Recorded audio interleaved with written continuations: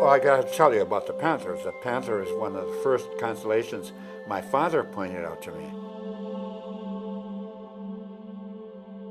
We can see the constellation of Leo that makes this big sickle here. The Ojibwe looked at it as the tail of the great panther. He called it curly tail, the great panther. And as the panther rises in spring, that's the season of floods and rains. And that's when the forest is real dangerous. It's dangerous to cross it. Your snowshoes get all bogged down in the soggy snow. There's water everywhere, and water has backed up every place. And the open water is very, very cold, very dangerous. So the association of the great panther with dangerous water came from the constellation. In Lake Superior, the great panther, the guardian of the copper at Isle Royale, has his lair underwater. And is always associated with water. Now, the panther gives us plenty of warning. He starts to rise while the ground is still frozen. You still get around okay. But you know it's coming. You know it's coming, and so the admonition to the people who are watching for that constellation is get where you're going to go in the spring, because you're not going to be able to travel very well for a couple of months. Yeah. So is there an Ojibwe story at all that you can share about the panther?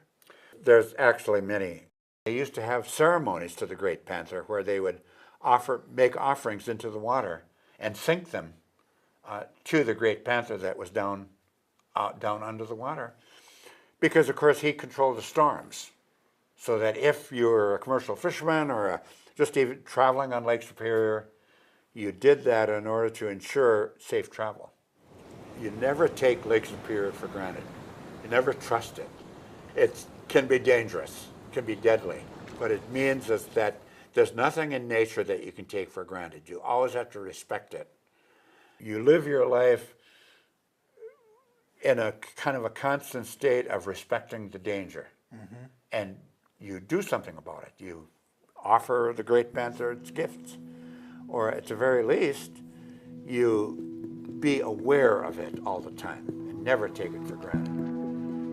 I always like to think of nature as humbling the most proud, that you could be a very prideful and skillful hunter, but doggone it, it's going to get you for feeling that pride. A little respect and humbleness is called for here to live in our part